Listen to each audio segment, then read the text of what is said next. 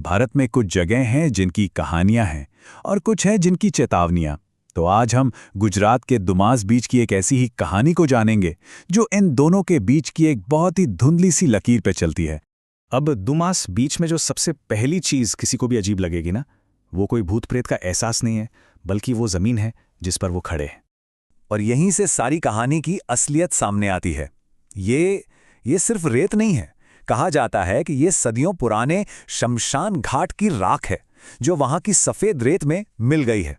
मतलब एक आम सा दिखने वाला बीच असल में एक गहरे काले इतिहास वाली जगह है। तो हमारी कहानी शुरू होती है कॉलेज के कुछ दोस्तों से। वही एडवेंचर का शौक, कुछ नया ट्राई करने का मन।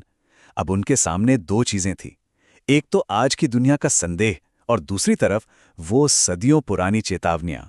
तो एक तरफ तो मॉडर्न सोच थी कि गोवा बोरिंग हो गया है और ये सब बस रील्स और अफवाहें हैं, और दूसरी तरफ थी वो पुरानी बातें, जैसे मेरी दादी बताती थीं कि या मछुआरों को देखो सूरज ढलते ही लौट आते हैं। ये ना एक सीधी टक्कर थी नई सोच और पुराने डर के बीच। और उन्हीं चेतावनियों में से एक खास चेतावनी मयूर को उसकी दादी से मिली थी। अगर कोई नाम लेकर बुलाए तो पीछे मुड़कर मत देखना। एक ऐसा नियम जिसे तोड़ने का मतलब था मुसीबत को बुलावा देना। चलिए आगे बढ़ते हैं, क्योंकि बात सिर्फ सुनी सुनाई नहीं थी। जब वो दोस्त वहां पहुंचे तो दिन के उजाले में ही उन्हें यह महसूस होने लगा कि इस जगह पर कुछ तो गड़बड़ है। मतलब कोई एक चीज नहीं थी, रेत वो अजीब तरह से काली थी और ऐसा लग रहा था जैसे पैरों के नीचे धंस रही हो, जैसे नीचे गड्ढे हों। और हवा में वो ताजगी नहीं थी, एक भारीपन था। और बीच का एक पूरा हिस्सा बिल्कुल वीरान, जहां कोई लोकल इंसान नहीं था। ये सब मिलकर ना एक अजीब सी बेचैनी पैदा कर रहे थे। और फिर इस अजीब सी फीलिंग को एक आवाज मिली। बीच पर एक बूढ़े आदमी ने उन्हें देखा। उसकी आंखों में एक अजीब सी थकान थी और उसने बहुत ठंडी आवाज में बस इतना कहा, आती नीचे घना लोको सुई रहा छे। मतलब इसके नीचे बहुत से लोग सो रहे हैं। तो अब इतनी सारी चेतावनियों के बाद भी एडवेंचर तो करना था। ग्रुप में से दो दोस्त कुशल और मयूर, उन्होंने तय किया कि वो बीच के आखिर में बने एक पुराने खंडर की तरफ जाएंगे। अब देखिए कैसी चीजें बिगड़ती हैं। शाम के 4 बजे कुशल और मयूर उस खंडर की तरफ निकल गए। 6 बजे तक सूरज ढल गया और बाकी दोस्तों को एहसास हुआ कि वो दोनों अभी तक लौटे नहीं हैं। और फिर अंधेरे में वो खो गए और उनके फोन भी बंद हो गए।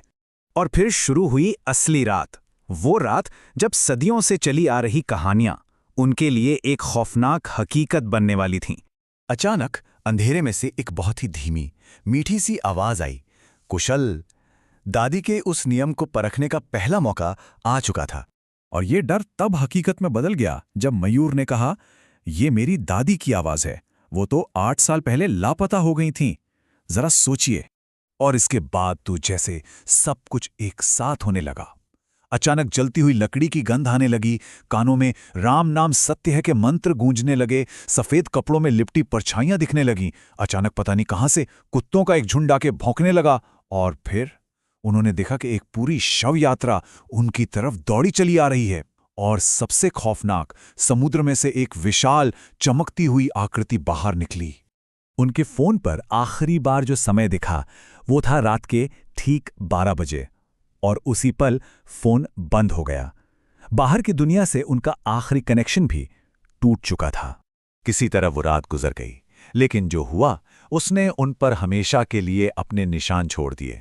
अगली सुबह जब उनके दोस्त, परिवार वाले और पुलिस उन्हें ढूंढ रहे थे तो वो दोनों पानी के पास बेहोश मिले, पूरे भीगे हुए, रेत से सने हुए। जब उन्हें होश आया तो दोनों को तेज बुखार था। डर और बुरे सपने तो जैसे उनकी जिंदगी का हिस्सा बन गए। कहते हैं कि मयूर को आज भी अगर कहीं से जलती हुई लकड़ी की गंध आ जाए तो वो चीखते हुए उठ जाता है। उस रात का असर आज भी उनके साथ है। चलिए, ये तो वो कहानी है जो बच निकलने वालों की है, पर एक सवाल पीछे रह जाता है कि उनका क्या होता है जो दुमास बीच की उन आवाज़ों को सुनकर पीछे मुड़कर देख लेते हैं और कभी वापस नहीं लौटते।